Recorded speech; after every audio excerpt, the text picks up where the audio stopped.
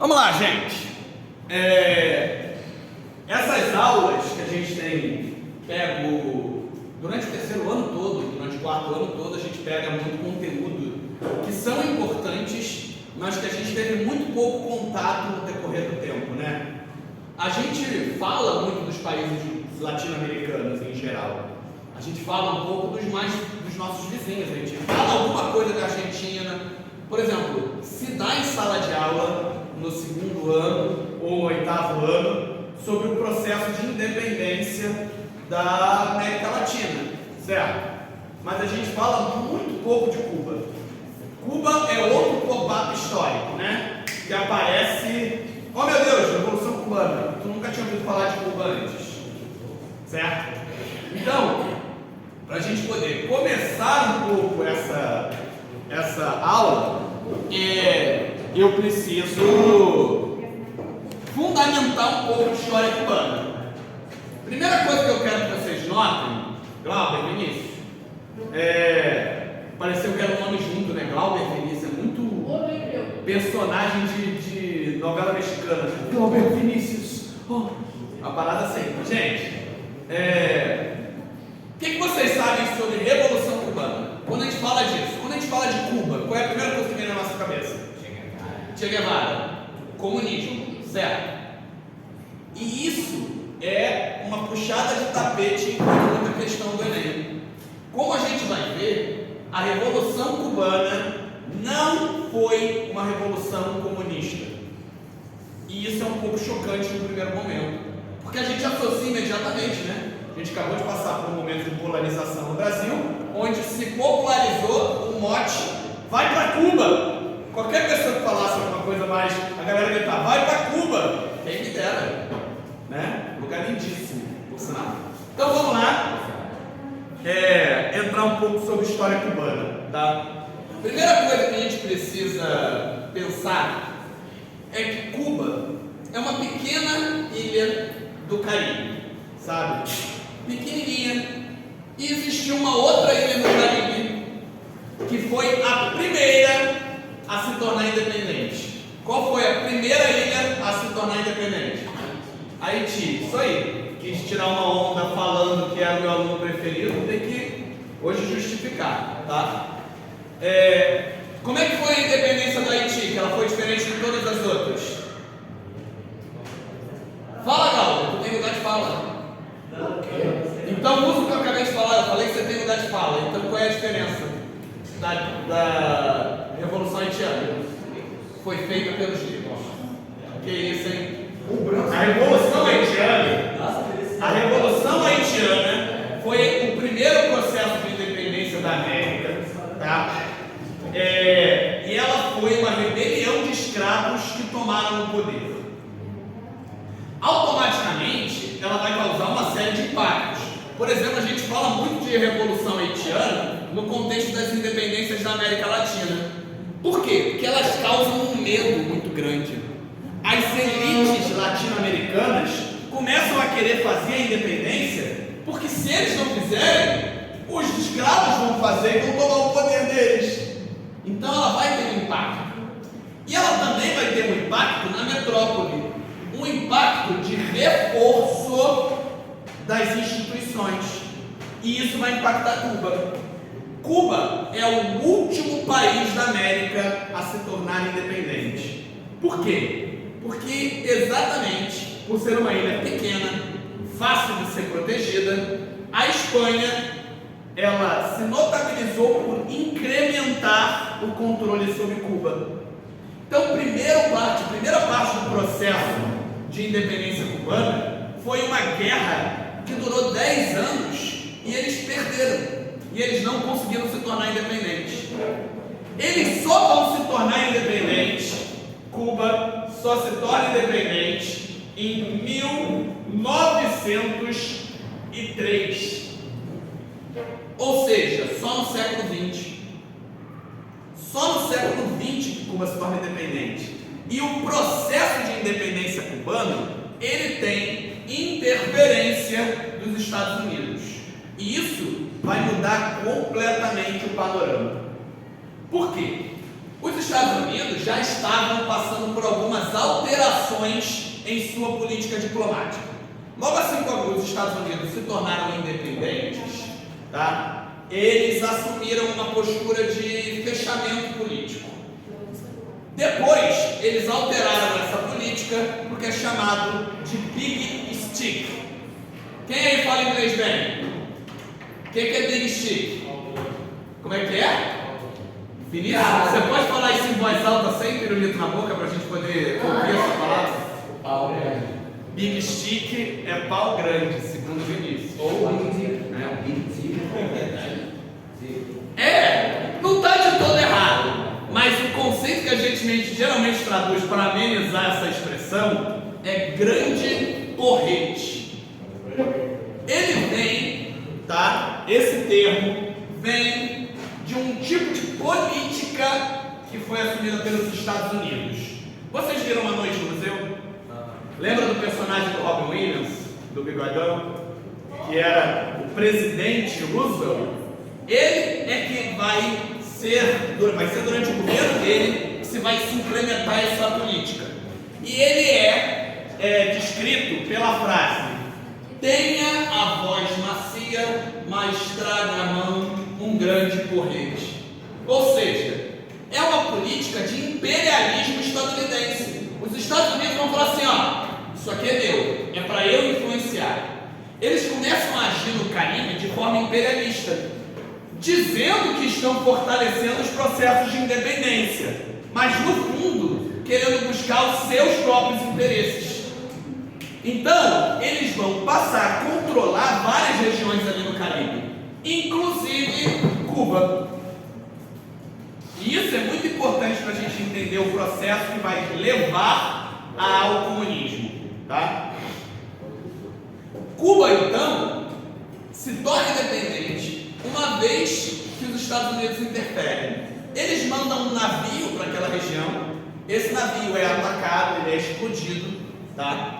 E aí começa a Guerra Hispano-Americana. Ou seja, Cuba se torna independente durante um processo onde ela é praticamente coadjuvante em determinado nível. Existiam elites cubanas, existiam pessoas lutando, mas isso se insere num quadro maior. Um quadro maior que vai levar os Estados Unidos a praticamente controlar o Caribe, dominar Cuba praticamente inteira, e vai levar os Estados Unidos a controlar Porto Rico, que hoje é um estado estadunidense, e as Filipinas, lá na Ásia. Tudo isso que os Estados Unidos conquistam da Espanha durante essa guerra hispano-americana. E aí os Estados Unidos libertam entre aspas, Cuba, mas mantém as tropas lá em Cuba, mantém Cuba cerceada. Isso muda quando você tem a criação da Emenda Platt. Esse moço aqui, ó, o senador Orville Platt, ele é um senador dos Estados Unidos. Você está tirando foto aqui? Pelo menos deixa eu tenho sempre que encolher a barriga na foto. Tá? É a regra. O Platt, ele cria uma emenda constitucional em Cuba. Olha isso, gente. Olha como isso é assustador. Cuba estava construindo a própria Constituição.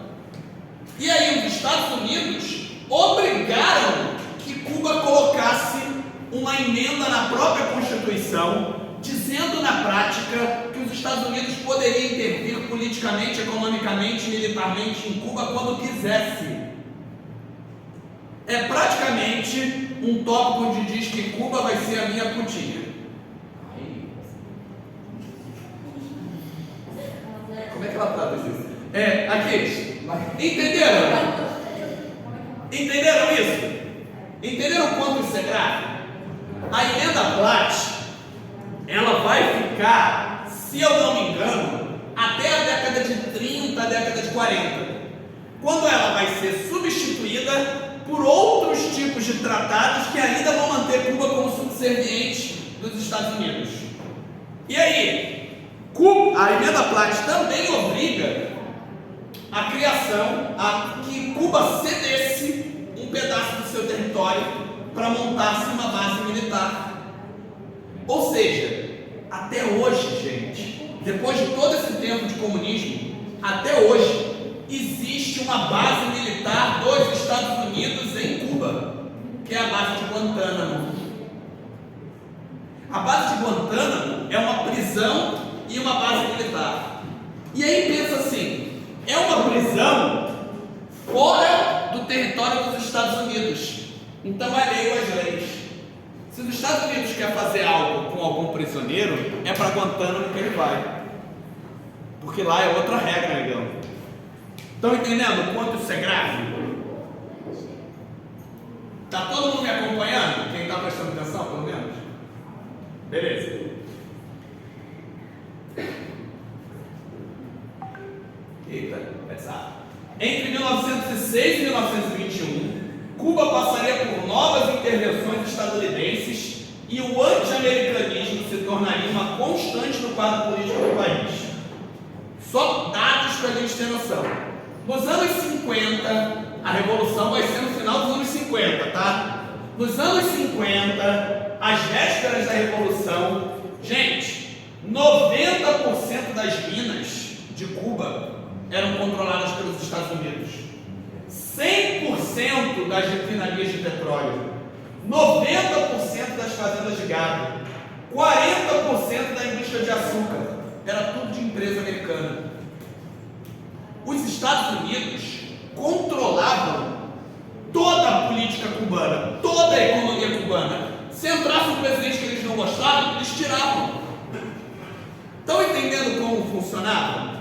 Antes de qualquer pessoa pensar em ler Marx e pensar em ser comunista em Cuba, o que reinava era um sentimento de submissão aos Estados Unidos, ou lógico, de revolta aos Estados Unidos. Cuba não tinha soberania respeitada. Então, antes de mais nada, o que a gente vai ver é um movimento anti-imperialista, anti-americano e contra o que eu vou contextualizar agora, que é a ditadura que vai existir lá naquele momento. Todo mundo entendeu esse contexto até agora? Direitinho? Então vamos lá. Em 1952, a gente tem eleições em Cuba, tá? Essas eleições estavam ocorrendo em uma conturbação. Lembrem-se que a gente está, nesse momento, todas essas aulas estão subjugadas ao clima de Guerra Fria. Tudo isso está durante o conflito, geopolítico internacional. Isso vai influenciar toda a política local, todo o clima, está sempre com isso em volta, tá? Um homem ligado aos militares, um general chamado Fulgêncio Batista, ele já tinha sido presidente de Cuba na década de 30. Ele, ligado aos militares, estava candidato ao poder e, pelas pesquisas, ele estava entre terceiro e quarto colocado. Pelas pesquisas, ele não ia ganhar. Nesse contexto, apoiado pelos Estados Unidos, o Fulgêncio Batista vai dar um golpe de Estado e tomar o poder para ele, instituindo assim uma ditadura. Então, em 52, começa a ditadura de Fulgêncio Batista.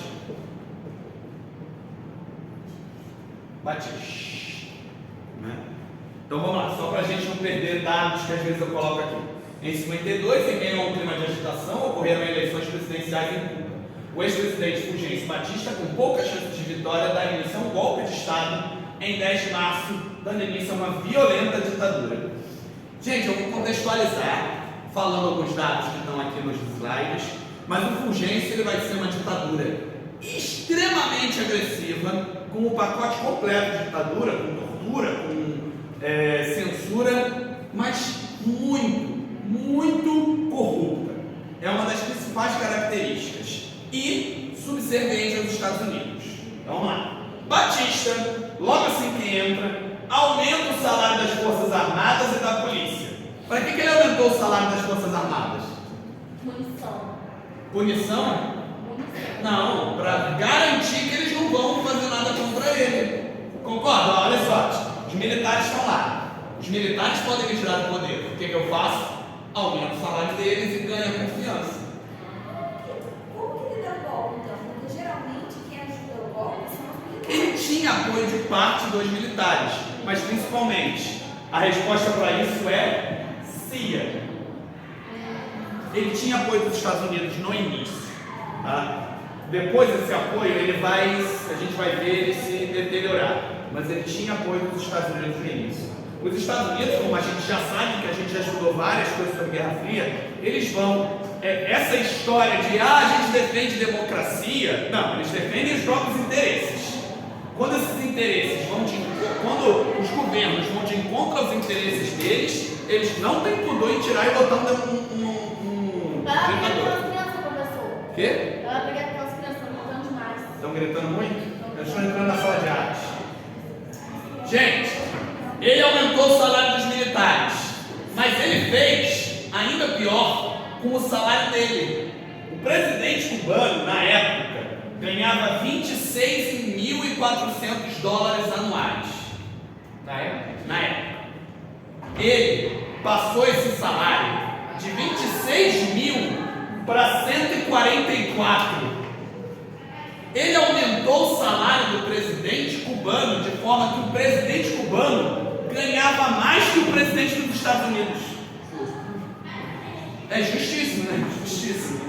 Mas é meio bizarro. Suspende o Congresso, entrega o poder legislativo a um Conselho de Ministros controlado por ele, aboliu o direito à greve, restabeleceu a pena de morte e suspendeu garantias constitucionais. Qual o nome disso? Ditadura, certo? Só que, como quase todas as ditaduras, ele também precisa dar uma roupagem democrática, né? Dar um fingimento, fingir que é democracia. Então o que ele faz? Ele organiza uma eleição onde ele era o único candidato. Aí ele é eleito, obviamente, com todas as tramóias possíveis e imagináveis. Então a gente tem a ditadura do Fulgêncio Batista como pano de fundo de tudo que vai acontecer daqui para frente. Vou ler o slide. Para legitimar o seu governo, Batista organizou uma eleição fraudulenta em 1º de novembro de 54, apresentando-se como candidato único. Seu governo, reconhecido e aprovado pelos Estados Unidos, cada vez mais corrupto e repressivo, começou a enriquecer sistematicamente, explorando os interesses comerciais de Cuba e conduzindo negócios lucrativos com a máfia americana, que controlava os negócios de drogas, prostituição e jogos de azar em Havana. A máfia estadunidense vai ter várias ligações com a economia cubana. Vocês já viram o Poderoso Chefão? Quem já viu o Poderoso Chefão ou vai ver alguma vez na vida, vai perceber que lá tem relações com a máfia lá que está sendo descrita, tem relação com Cuba. Quem viu O Irlandês, é outro filme lá gigante que está na Netflix, mostra também um pouco desse métier. Inclusive, quando vai acontecer o golpe, a máfia vai ficar contra o próprio governo dos Estados Unidos, porque a máfia vai perder dinheiro. Porque a máfia controlava cassino nos Estados Unidos, em Cuba, controlava fábrica de bebida, controlava diversos setores da economia cubana, ganhando muito dinheiro com isso, tá? Para entender melhor sobre máfia, tem um vídeo no meu canal. Batista reforçou a censura aos meios de comunicação social, intensificou a repressão através de violência indiscriminada, torturas e execuções que custavam a vida de centenas de pessoas. Olha essa imagem, sei que está meio desiluminada, né? Não está tão boa, mas aqui a gente tem um pelotão com suas armas viradas para um homem vendado. Qual é o nome disso? Fuzilamento. Foto real de um momento de assassinato. Tá? Governo Batista. Outra foto interessante. Isso daqui, gente, não é a Brenha cubana, não é o interior cubano, não. Isso aqui é Havana, é a capital. Aí a gente tem um favelão com as pessoas carentes, e aqui atrás um grande cassino. Para a gente entender esse contraste que existia. Atrás desse cassino, um campo de beisebol. E aqui vai uma informação que a gente vai usar ainda hoje, tá? Esporte número 1 em Cuba é beisebol. Beisebol. Eles não são bons de futebol. Eles não jogam futebol bem. É aqueles times que é tipo fraquíssimo, beleza? Esporte número 1 é beisebol. Inclusive o próprio Fidel jogava beisebol e dizem que muito bem, tá? Obviamente a gente vai ter pessoas se colocando contra. A gente vai ter manifestações que vão ser reprimidas e alguns grupos que vão partir para a luta armada. Aqui na foto a gente tem um jovem Fidel já, tá? Jovem Fidel, assim como outros revolucionários, eles se denominavam geração centenária, tá? E aí eles pretendem começar o processo de independência, tá? De independência não, perdão, de luta contra a Fulgência. Acaba sendo independência da nível, mas de luta contra a Fulgência. Para isso, eles organizam uma célula de guerrilha e planejam um ataque a um quartel. O objetivo do ataque a esse quartel era duplo. Eles queriam pegar armas nesse quartel que seriam utilizadas pela luta armada e eles queriam visibilidade. Eles queriam ganhar as manchetes para poder angariar mais dissidentes. Eles organizam então, em 26 de julho de 53, um ataque ao quartel Moncada em Santiago do Chile. Perdão, em Santiago de Cuba. Santiago do Chile, obviamente, fica no Chile. Eu me confundi, tá? Só que as forças governamentais ficam sabendo do ataque previamente, reforçam o controle sobre o quartel e conseguem rechaçar o ataque. Várias pessoas são presas, inclusive Fidel, tá?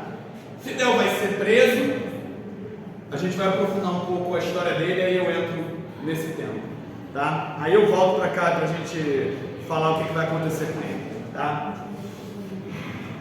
Tem duas pessoas que se notabilizam quando a gente fala de Revolução Cubana, certo? Um deles é Fidel Castro, o outro deles é Che Guevara. A gente vai falar um pouquinho dos dois nesse momento, tá? Um dos meus arrependimentos na minha vida, escrevi isso no Instagram essa semana, quando eu estava no terceiro ano, a minha escola ficava relativamente perto da UERJ. Eu acho que seria como daqui para Garoto, talvez menos, tá? E o Fidel foi na UERJ e eu não fui ver. Eu queria ter ido. Eu me arrependo muito disso. Não pela figura do Fidel, comunista em si, mas para assim, poder trazer esse testemunho para a sala de aula. Eu acho que ia ser em si muito legal, né? Fidel nasce no Rio de Janeiro. A gente nasce, a gente não nasce não. Aqui, para, tá trabalhando. Estão falando muito aí não tá fazendo barulho, mas eu fico vendo vocês assim, aí vai me desconcentrando. Não, é cara, uma Isso aí. Mas aí a gente perde, beleza?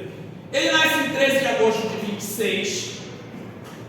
O pai dele era casado com outra mulher. Ele é filho da amante. Só que aí a mulher uma hora cansa, porque esse pai tem vários filhos com essa amante, e vai embora, e aí o pai mora com a amante, né? Solidifica o casamento. Muito inteligente, tinha muita habilidade intelectual. Ele faz direito na Universidade de Havana, muito novo, e é lá que ele começa a ter contatos com ideias progressistas, tá? torna, logo assim que a ditadura sobe ao poder, ele já vai para a luta armada. Ele não entra, ele não está ligado aos partidos comunistas em Cuba. Inclusive os partidos comunistas cubanos não eram a favor da luta armada, não estavam a favor da luta armada, tá? Aí ele começa esse processo, como eu falei, ele é preso. Durante a prisão, ele se autodefende. Esse discurso de autodefesa dele é famosíssimo e ele conclui o discurso falando, eu vou estar parafraseando, não lembro exatamente as palavras. Ele conclui o discurso dizendo: podem me condenar, não faz diferença, a história me absolverá. Me absolverá é diferente, me absolverá. Ele era dono de uma eloquência para falar, de uma facilidade de comunicação. O povo cubano adorava esse homem. Esse homem dava discursos de 3 horas de duração e o povo assistia. Por quê? Porque ele era um baita comunicador, ele era uma figura de atração e pelas coisas que o governo dele vai proporcionar, certo? Ele fica preso, voltando aqui, até 1955. Em 1955, devido à agressividade do governo Batista, há uma pressão para que ele anistiasse presos. Ele, o irmão dele, Raul Castro, e outros líderes do atentado de Moncada, da tentativa de tomar o quartel, são libertados e exilados no México. Guarda essa informação. Exilados no México. Que horas são? 48? 41? Beleza. Dá tempo mais um pouco. Beleza? Vamos falar de Che. O que vocês sabem sobre Che? Tu é Che? Tu gosta? Não gosta de Che? Você é Che, ué? Tu é argentino? Hã? Quem? Meu Deus do céu, Raquel, tá porra. Che, inclusive, nem gostava. Depois a gente vai chegar nisso. Já vi gente de tatuagem. Eu tenho um amigo que tem a tatuagem de Che Guevara, mas foi muito mal feita, parece Jesus Cristo fumando um charuto. É sério isso, eu vou pegar essa tatuagem para mostrar para vocês, é horrorosa. Che é uma das figuras revolucionárias mais populares, né? A gente vê essa foto aqui em blusa, em quadro. Eu tenho um quadro desse em Maricá, que um amigo meu desenhou e me fez, tá? Mas, em história, ninguém é herói e vilão, todos são personagens complexos, certo? E a gente vai falar um pouco disso. Che Guevara era argentino, desculpem ele por isso, tá? Filho de classe média, estudava medicina. Quando ele já estava mais avançado no curso, mas ainda não estava formado, ele compra uma motocicleta de um amigo e eu acho que esse amigo enrolou ele, né? Porque ele e esse amigo partem numa viagem pela América de motocicleta, tá? Na faculdade, Che até tem contato com algum ideário progressista. Porém, eu acho que ele vai para o movimento por outro motivo. Conforme ele pega essa moto e vai viajar pela América, ele não vai exatamente para pontos turísticos. Ele vai no interiorzão da América. O interiorzão da América na década de 30, 40, devia ser isso, não sei exatamente a data. Na verdade, deve ser 40, né? Porque ele nasce em 28, então é 40. Se hoje o interiorzão já é carente, imagina nessa época. Então, um estudante de medicina geralmente tem, pelo menos na nossa cabeça, a gente pensa no altruísmo, não pensa? Ele entrando nas brenhas da América e vendo a pobreza e o abandono que as pessoas viviam. Então ele começa a ter um olhar progressista sobre as coisas, não porque ele lia a ideologia, mas porque ele via a forma com que as pessoas eram tratadas. Essa viagem dura bastante tempo, ele visita muitos lugares da América, depois ele volta, se forma, se especializa em alergia. Che Guevara era alergista, né? O nome dele não era Che ainda, né? Era só Ernesto Guevara, né? Depois de formado, o objetivo dele era trabalhar como médico em locais carentes da América. Então ele começa a viajar. Numa dessas viagens ele passa pela Bolívia. Na Bolívia estava havendo lutas políticas e ele recebeu alguns panfletos. Ele deve ter visto como era o processo, mas não existe nenhuma comprovação dele estar militando por coisa parecida. Mas ele tinha alguns desses prospectos de revolucionários quando ele vai para Guatemala. Guatemala tinha um governo de extrema direita. Quando ele chega na Guatemala, ele, com todos aqueles prospectos, é preso e exilado no México. Quem estava no México? Fidel. Dizem que em uma noite de conversa, Fidel convenceu Che Guevara a ser o médico da rebelião. Então é no México que Ernesto Guevara começa a se relacionar com a Revolução Cubana. Como vocês sabem, no Rio Grande do Sul existe muita influência de cultura argentina. No Rio Grande do Sul as pessoas falam Che, não falam? Barbaridade, Che, tu não sabes o que está acontecendo? Isso é um tipo de fala que vem do gaúcho. Che Guevara, argentino, falava muito Che. E ele começou a ser apelidado pelos colegas de guerrilha. Ô Che, vem cá, Che.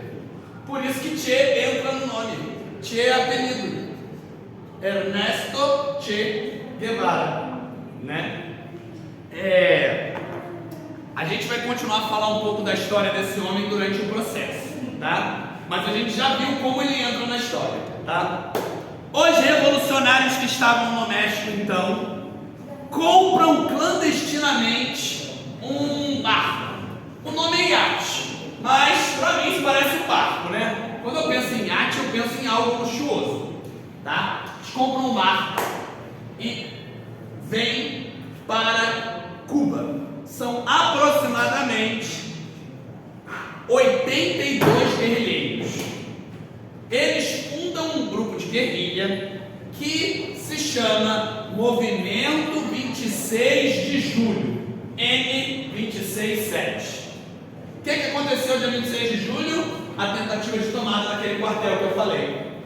Então, a tentativa de tomada daquele quartel batiza o movimento, beleza? Então, 82 guerrilheiros em 1952 dentro desse navio, chegando em Cuba, o que acontece? Enfrentam as tropas de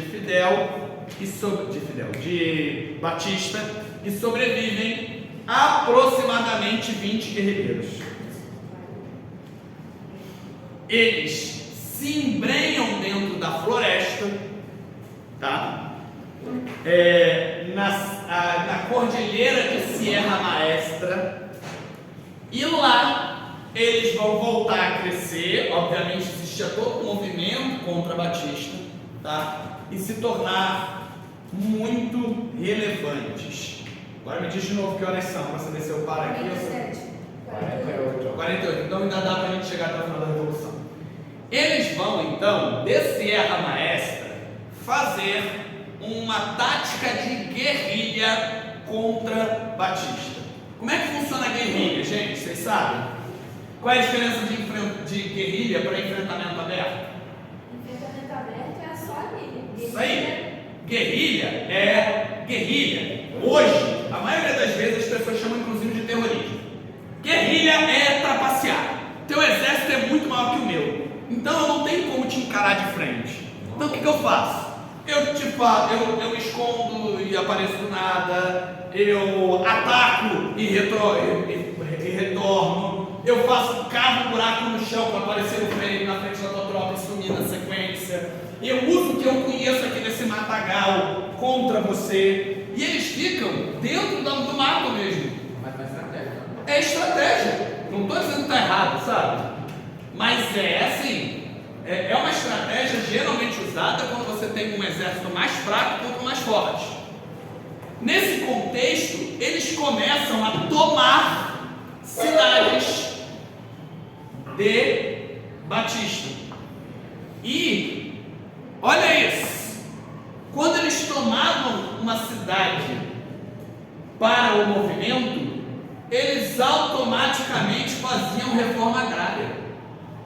Eles não fizeram reforma agrária quando assumiram o poder. Eles começaram a reforma agrária durante o processo revolucionário. Imagina a força que tem isso. Tomei Arimiri, fiz a reforma agrária aqui. Aí você está lá em outra cidade e fica sabendo disso. Você é camponês, você não vai apoiar o processo? Obviamente, ele ganha muita popularidade com a população campesina, com o campesinato. Com o tempo, o processo de guerrilha vai encorpar e ele vai se dividir em colunas. Outros revolucionários, liderados pelo Fidel, vão comandar essas colunas, inclusive Che Guevara. Então vamos ler. Os guerrilheiros se ganharam em Serra Maestra, onde dão início ao projeto revolucionário, fazendo uso de táticas de guerrilha, conquistando territórios e infligindo derrotas ao governo de Batista. Os locais libertos da influência do ditador passavam imediatamente por uma reforma agrária, o que garantia o movimento um forte apoio popular. O movimento se expande, abrangindo diversas colunas de enfrentamento, impedindo que o governo central concentrasse seus esforços em uma única área. Com o tempo, começa a ter muita pressão contra o Batista. Ele vai se tornando cada vez mais agressivo. Com isso, os Estados Unidos param de apoiar ele. Quando os Estados Unidos param de apoiar ele, ele fica praticamente com os tempos contados. É nesse contexto que o próprio Batista pega 2 milhões dos cofres cubanos e foge para a República Dominicana. Da República Dominicana ele vai para a Espanha.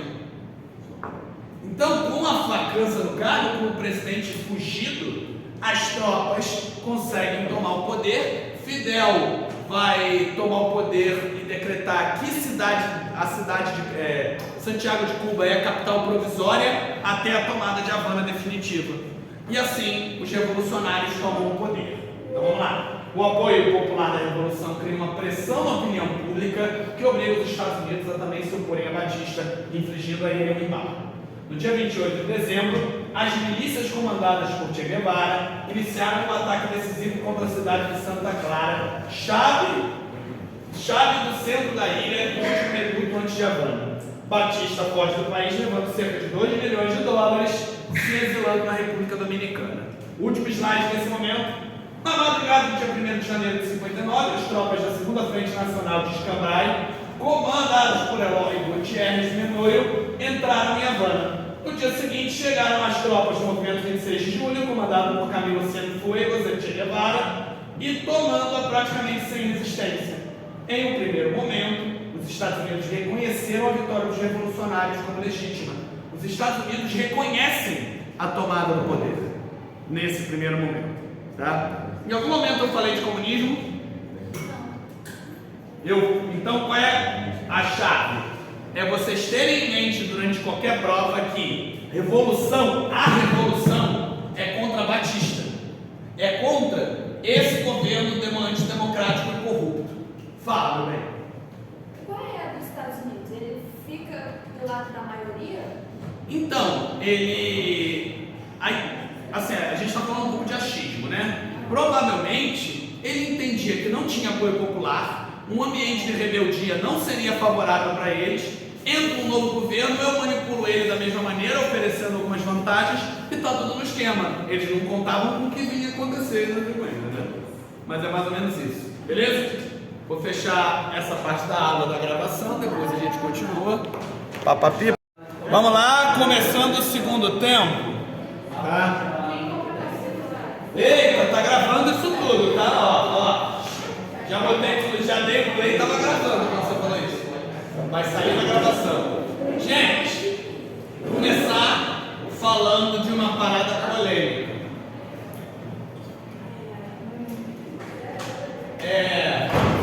Eu dei essa aula no terceiro ano, e no terceiro ano me fizeram uma pergunta, que aí eu quero aproveitar e englobar isso, tá? No terceiro ano me perguntaram sobre homofobia na Revolução Cubana e sobre perseguição a pessoas LGBTQIA+. Não, a gente está publicando no BBB, perseguição, com certeza. Com certeza. Então, aí eu preciso levantar algumas observações. O que acontece? Movimentos revolucionários geralmente são utilizados por setores das esquerdas, certo? Se você vê alguém com uma blusa do Che Guevara, você vai achar que ele é bolsonarista? Não. Você vai achar que é uma pessoa da esquerda, certo? Aí, pessoas ligadas à direita muitas vezes entram com narrativas para descredibilizar experiências progressistas das esquerdas históricas, certo? É nesse contexto que vem essa dinâmica de querer descredibilizar. Você está com essa blusa do Che Guevara aí, ele era homofóbico, Che Guevara matava gay. E aí, os alunos vieram me perguntar exatamente se isso era verdade. E aí, gente, quero que a gente faça uma pequena reflexão, tá? Vocês sabem o que significa anacronismo? Tempo, algum tempo. Tá? Você está seguindo o que eu tenho falado, a gente dividir as palavras. Anacronismo é um conceito utilizado na história que, na verdade, é o maior crime que a gente pode cometer enquanto historiador ou enquanto pessoa interessada em história. É quando a gente pega uma realidade histórica e julga ela pelo presente. Isso pode ser desde uma aplicação de um conceito errado a um julgamento de si. Por exemplo, se alguém vira e fala que Jesus era comunista, é anacronismo. Por quê? Porque o comunismo ele é um processo histórico muito posterior a Jesus. Mas você pode falar assim, mas Jesus pensava nas coisas, está entendendo? Mas não existe isso. É lógico que na mesa do bar, você pode bater na mesa, tomar uma cachaça e falar essas besteiras. Agora, em um ambiente acadêmico, isso não cabe, certo? Então, quando eu julgo algumas realidades a partir da realidade atual, eu estou cometendo um anacronismo. Todo mundo entendeu esse conceito? Então vamos lá. Hoje, algumas bandeiras sociais são levantadas por determinados grupos políticos. Na minha percepção, isso é errado. Porque na minha percepção, direitos humanos deveriam ser defendidos pela esquerda e pela direita. Vocês concordam? Não era para que todos os direitos humanos estivessem identificados apenas com um grupo político. Era para todos os grupos políticos quererem que todas as pessoas vivessem bem. Mas não é bem assim. Então, hoje, quando a gente pensa num movimento de esquerda, a gente pensa que esse movimento ele é automaticamente antirracista e anti-LGBTQ-fóbico, certo? O próprio conceito de LGBTQ não existia na época da Revolução Cubana, né? Então, quando um grupo vira e fala, mas Che Guevara era homofóbico, a gente tem que lembrar que a gente está falando da década de 50. São os nossos avós aqui. Ou seja, a noção que se tinha sobre homossexualidade é diferente da noção de hoje. Para a gente ter noção, na década de 50, a OMS, Organização Mundial da Saúde, identificava a homossexualidade como doença. na década de 50, países como a Grã-Bretanha criminalizavam a homossexualidade. Quando uma pessoa era descoberta como homossexual, ela era condenada e muitas vezes passava por tratamentos de castração química. Como aconteceu com Alan Turing lá, vocês viram no Jogo da Imitação, no filme, que é um dos caras que praticamente cria a ciência de dados, que é a computação moderna. Ou seja, a gente falar que o movimento era homofóbico, em si é um anacronismo. Mas era assim, gente, e bastante. Era um movimento progressista no setor econômico, político, mas ele tinha os seus conservadorismos tradicionais da época. Estão entendendo? Então, dito isso, a gente não passa pano, foi feito muita coisa errada. Muita coisa errada. E sim, o movimento cubano perseguiu homossexuais. Fato. Contudo, aquilo era condizente com o período em si. O próprio Fidel, que morre, né? O próprio Fidel, ele depois vai em entrevistas dizer que foi um dos principais erros da Revolução. Ou seja, conforme o tempo foi passando, os setores foram se compreendendo que aquilo era errado. Assim como muitas vezes os nossos pais, os nossos avós, hoje identificam como errado. Certo? Todo mundo entendeu isso? Então, assim, o movimento tinha seus conservadorismos sociais, condizentes com o seu período. E isso é errado, isso não é algo positivo. A gente não está passando pano, a gente está compreendendo esse contexto. Beleza? Por que eu estou falando isso? Porque logo depois que você começa, que você tem a revolução, são feitos julgamentos revolucionários. Esses julgamentos revolucionários vão punir pessoas que eram consideradas contra o regime, vão punir pessoas que lutavam a favor do Fulgêncio, vão punir crimes perpetrados por essas pessoas e também vai perseguir homossexuais durante todo o regime, certo? E nesse primeiro momento, quem vai chefiar esses julgamentos é o próprio Guevara. E aí a galera hoje comete esse anacronismo para tentar descredibilizar o papel da Revolução e do próprio Guevara. Ah, você está com essa blusa aí? Sabia que ele fazia isso? E sim, ele fazia. Não tem nem como defender, mas tem como a gente compreender esse processo histórico. Provavelmente, se ele tivesse vivido mais tempo, possivelmente, eu diria, ele fosse compreender o crime que era feito. Beleza? Então, dando continuidade, é feita então a Revolução, os revolucionários tomam o poder e se começa a reforma agrária.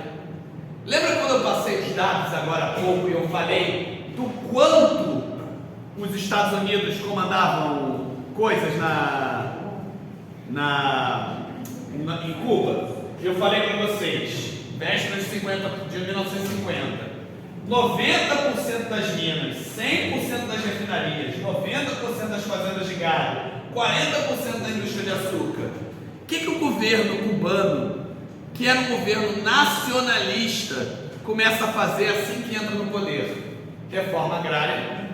Nacionalista. O que é a reforma agrária? O processo colonial na América, em qualquer lugar, tendeu à criação de grandes propriedades. Na América Espanhola, o principal mecanismo de exploração do campo era chamado de haciendas. Eram grandes territórios que um rio comerciante espanhol, um fidalgo espanhol, uma pequena nobreza espanhola recebia para vir para a América explorar e explorar aquelas pessoas. Conforme isso foi gerando os processos de independência, acabou se criando um grande monopólio onde famílias controlavam áreas muito grandes. Isso acontece inclusive no Brasil, que a Seis-Maria, né, que era o tipo de mecanismo de doação que existia no Brasil colônia, também gerava essas grandes propriedades. Então você tem pouca gente com muita terra. Essa gente com muita terra não consegue explorar essa terra toda. Reforma agrária é quando você pega aquela muita terra e divide para pessoas que realmente precisam. Beleza? Inclusive, eu reforço para vocês, reforma agrária, embora a gente identifique imediatamente como algo ligado à esquerda, ligado à comunista, reforma agrária é uma ação capitalista. Por quê? Porque se eu tenho um monte de terra parada, ela está produzindo? Não. Se eu divido ela e dou para pessoas que vão plantar e vão colher, o que a gente tem? Produção. Reforma agrária é capitalismo, é aumento da produtividade. Os Estados Unidos fez. E a gente aqui fala de reforma agrária, fala de MST, a galera fica louca. Por quê? Porque essa galera que comanda as terras desde a colônia tem muito dinheiro, tem muito lobby político, tem muita presença e cria toda uma rede onde convence pessoas. Mas voltando aqui para Cuba. Cuba então vai fazer uma reforma agrária, dividindo terra para campesinato, vai nacionalizar empresas, ou seja, aquelas empresas estadunidenses que exploravam o açúcar, que exploravam um monte de coisa, eram nacionalizadas, se tornavam empresas cubanas. Isso vai acontecer, por exemplo, com uma empresa que vocês devem ser muito fãs, Bacardi. Cachaça. É aquele do Do morceguinho. Aí vocês entendem? Rum, né? Bacardi é rum, não é? Eu acho que é. Eu acho que Bacardi é rum. E aí vem a célebre frase do Jack Sparrow: mas por que acabar com rum? E eles vão nacionalizar então empresas que eram controladas pelos Estados Unidos e outros países também. Automaticamente, gente, os Estados Unidos não ficaram muito satisfeitos com isso, né? Os donos dessas propriedades nos Estados Unidos começaram a pressionar o país contra esse rolê. Estão acompanhando isso? E é um processo que vai gerar a comunização, digamos assim, de Cuba. Nesse primeiro momento, esse processo de nacionalização, Cuba defendia que fosse feito algum tipo de compensação. Tipo, eu estou tomando a sua empresa, mas eu vou te pagar uma indenização. Obviamente, essa indenização não era o que o cara que tinha empresa e tirava lucro queria, certo? Mas havia um mecanismo de compensação e os Estados Unidos não aceitaram. E aí, a partir desse momento, os Estados Unidos vão tentar minar o processo revolucionário. A gente teve nossa aula de Chile aqui, não teve? E a gente viu como os Estados Unidos são agressivos para derrubar um governo. E é impressionante que Cuba tenha resistido até hoje, apesar de tudo que foi feito. Vamos ver isso tudo. A primeira coisa que eles fazem é financiar regimes ou grupos que estivessem insatisfeitos e quisessem tomar o poder. Os Estados Unidos influenciam o presidente da República Dominicana, que era um ditador ligado aos Estados Unidos, lembram da política da Big Stick, tá? A tentar tomar Cuba. É feito então aqui, ó, Legião Anticomunista do Caribe, e eles invadem Cuba com um apoio americano. Cuba vai lá e dá um pau neles. A CIA começa a financiar grupos de guerrilheiros revolucionários contra o Fidel. E o desmobilizar esses grupos, consegue derrotar esses grupos. Então o que acontece? Estamos num contexto de Guerra Fria, gente. Pensa comigo. A gente tem o quê? Qual é o cenário? Cuba está num processo nacionalista, está num processo anti-imperialista e anti-Estados Unidos. Se vocês não sabem, o mapa dos Estados Unidos tem Flórida assim, né? Cuba está logo aqui. Vai ter mapa daqui para frente. Pertinho. Pensemos agora na lógica geopolítica da Guerra Fria. Está lá a União Soviética. Até agora ela não tinha entrado na história, né? Mas aí ela olha, como é que é? Aquele paizinho pequenininho lá está sendo abandonado pelos Estados Unidos.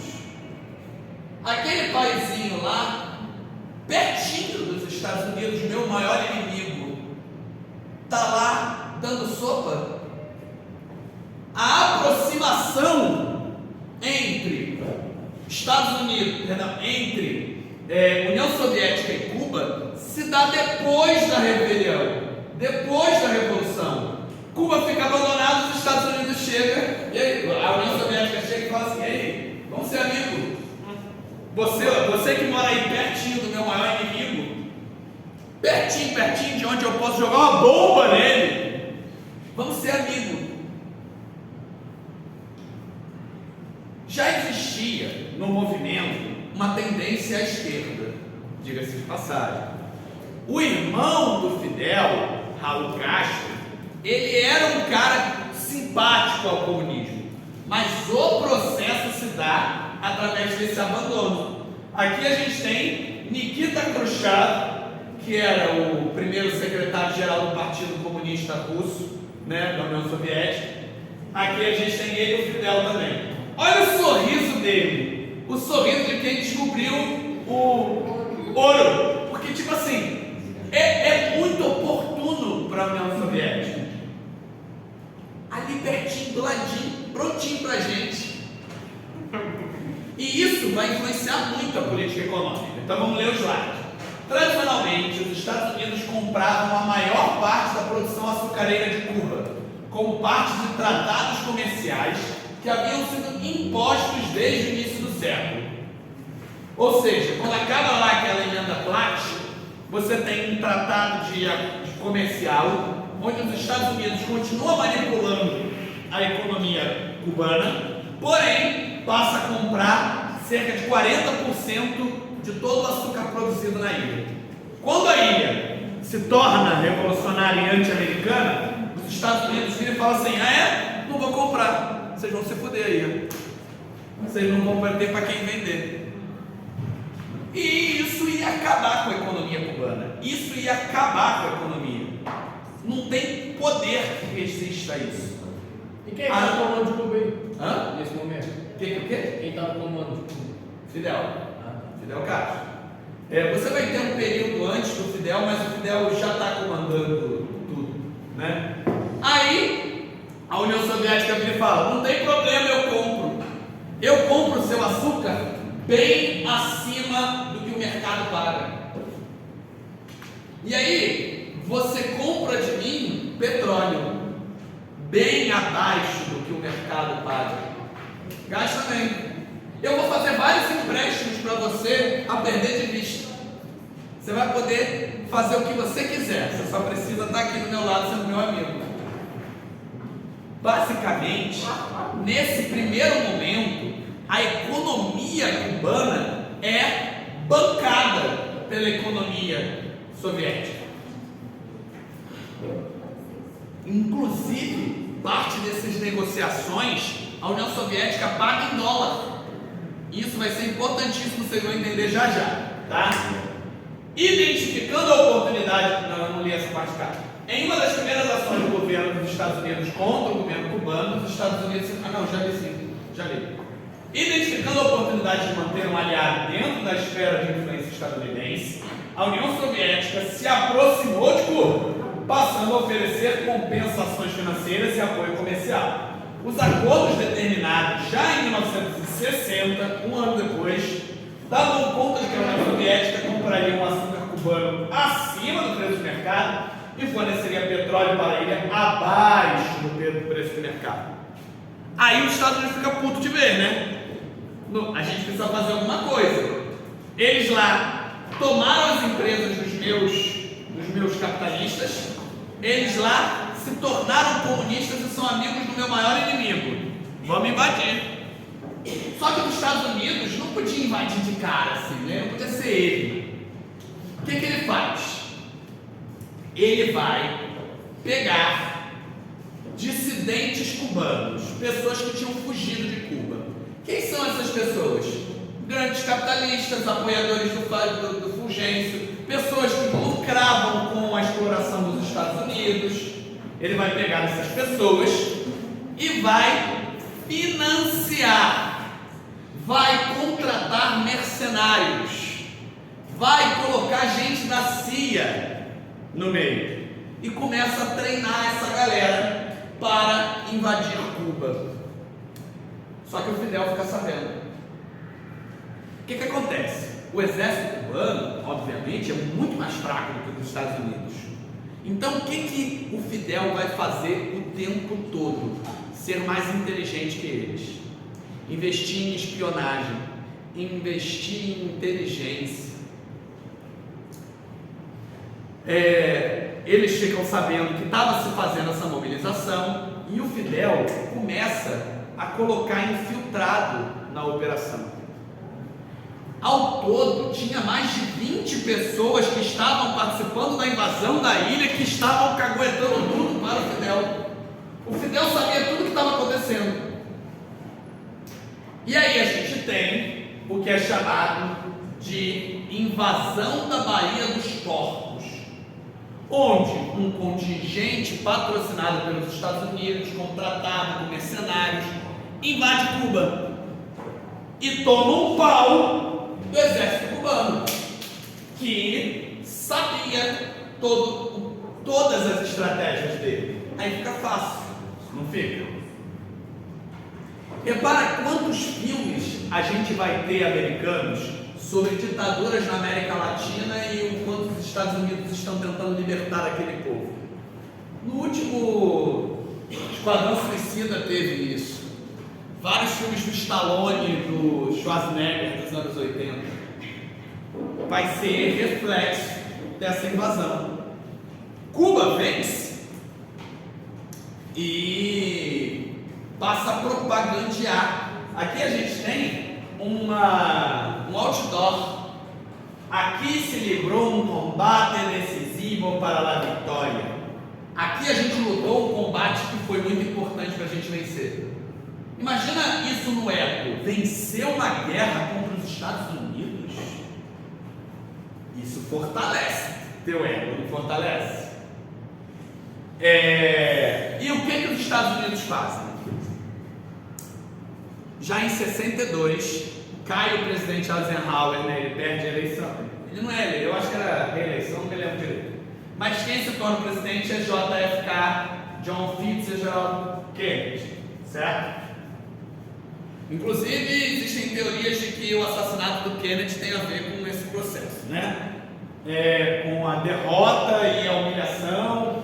Algumas pessoas dizem que a máfia teria financiado o assassinato, porque tem um pouco de teoria da conspiração no meio, mas tem uma teoria da bala que é torta, a bala que matou não foi aquela, não sei o quê. O vídeo é lindo, né? Aparece o cérebro dele caindo. É sinistro. E a mulher tentando juntar o cérebro e botar dentro da caixa craniana. Eu passo em sala. Quem é o presidente de Cuba agora? Não lembro o nome dele não, mas aí eu pesquiso daqui a pouco. Que sai o Fidel, entra o irmão e entra um outro cara agora, que eu não me lembro o nome dele. Lá eles não podem fazer protesto, né? Depois a gente chega nisso, no final tá? Então em fevereiro de 62, os Estados Unidos começam o processo de embargo econômico. O que os Estados Unidos fazem? Os Estados Unidos proíbem que qualquer país aliado deles ou que mantém mantenha relações econômicas com eles, comercialize com Cuba. Vocês percebem por que isso é criminoso? Dentro da lógica geopolítica, você pode se opor a algum país, mas você não tem direito de influenciar outros países a entrarem nessa lógica, porque senão você está cometendo um crime de invasão de soberania, certo? Basicamente é o seguinte: eu briguei com o Breno, não gosto do Breno, e eu falo que eu vou reprovar todo mundo que falar com o Breno. Não é um abuso de autoridade do professor? Entenderam? Eu não tenho muito mais poder do que outras pessoas, certo? Os Estados Unidos, numa lógica geopolítica comercial, ele não tem mais poder do que outros países. Então, quando ele vira e fala, ninguém negocia comigo se negociar com Cuba, ele não está agindo de uma maneira agressiva e desafiando a soberania daquele país? Quem é os Estados Unidos para definir qual é a política de determinado país? A mesma coisa vale para a gente. Eu posso me negar, o Brasil pode se negar a comercializar com o país. Direito dele. Agora, dizer como outros países devem agir não é uma lógica agressiva, gente? E o embargo econômico continua até hoje. O embargo econômico nunca foi retirado. Semana retrasada, se eu não me engano, teve o encontro da ONU, né? A Assembleia das Nações Unidas. No discurso de abertura, o Lula, 2023, falou que o embargo em Cuba é um crime. Outros países, só para a gente não pensar que é porque o Lula é de esquerda, comunista, uma coisa parecida, também falam isso. A ONU considera o embargo econômico criminoso. E ele continua até os dias atuais. Então vamos lá. Em fevereiro de 62, já na gestão JFK, foi assinado o decreto que determinava o embargo econômico e comercial de Cuba. Uma tentativa de pressionar o governo revolucionário. Através dessa medida, condenada pela ONU e outros organismos internacionais, os Estados Unidos se recusavam a manter qualquer elo comercial com Cuba e proibiam seus parceiros comerciais de também fazê-lo, sob risco de sanções. Até hoje, o embargo a Cuba é posto em prática, sendo o maior embargo imposto a um país na história. E, além disso, a gente acabou de sair da invasão da Baía dos Porcos, não acabou? O risco de invasão, ou seja, os Estados Unidos podiam invadir Cuba quando quisessem, não podia? Tem uma base militar dentro de Cuba. Guantánamo está lá ainda, até hoje. O que Cuba faz? Cuba vira para o maior parceiro dele e fala: pô, União Soviética, estou com medo que os caras possam me invadir ali. E aí a União Soviética faz igual o Luciano Huck: não diga mais nada. Eles começam o que vai gerar a crise dos mísseis cubanos. Vamos lá. Naquela época, eu já pincelei a crise dos mísseis cubanos quando a gente falou lá da aula de Guerra Fria, mas a gente vai agora contextualizar, tá? Na época, os Estados Unidos tinham colocado bases de mísseis em outros lugares do mundo, inclusive na Itália e o principal, mais polêmico, na Turquia. Esses mísseis não eram os mais modernos do mundo, mas estavam no pé da Rússia, no pé da União Soviética. A qualquer momento podia ser agressivo, se iniciar um processo de agressividade. Cuba, então, a União Soviética, então, decide colocar mísseis dentro de Cuba. Olha só, está ali pertinho. Esses mísseis em Cuba poderiam alcançar Washington, nos Estados Unidos. Então eles tinham muito potencial. Só que é claro que isso era segredo. Isso era segredo e ninguém está sabendo. Espionagem, Guerra Fria. Aviões americanos sobrevoavam Cuba com frequência, tirando fotos. Em uma desses sobrevoos, eles identificam vários campos de futebol. Qual a informação que eu dei para vocês no início da aula que eu falei que a gente ia usar de novo? Eles não jogam futebol, eles jogam beisebol. Por que tem campo de futebol ali? Vamos ficar olhando? Tá entendendo? Os Estados Unidos perceberam uma movimentação estranha a partir disso. Campo de futebol, por quê? É ali que a gente tem que ficar olhando, vamos ficar olhando. E aí é que eles descobrem que estavam criando uma base de mísseis russos. E russos jogam futebol. Os campos eram para os soviéticos bater a bolinha. Olha como é curioso isso. É bem curioso esse fato, né? Aí se joga na mídia que os cubanos estavam montando bases. Aqui a gente tem uma das fotos, olha, tirada por 2. Aí a gente começa a identificar os equipamentos, ó, os campos de mísseis. Ainda não tinha chegado tudo, eles ainda estavam fazendo os silos, ainda não tinha chegado as ogivas, né? Que é o que é mais complicado. Aí a gente tem os 13 dias mais arriscados da história da humanidade. Porque eram 13 dias de tensão completa e absoluta. Porque qualquer peça jogada errada no tabuleiro de xadrez podia gerar uma bomba nuclear, podia gerar uma guerra nuclear e acabar com o planeta.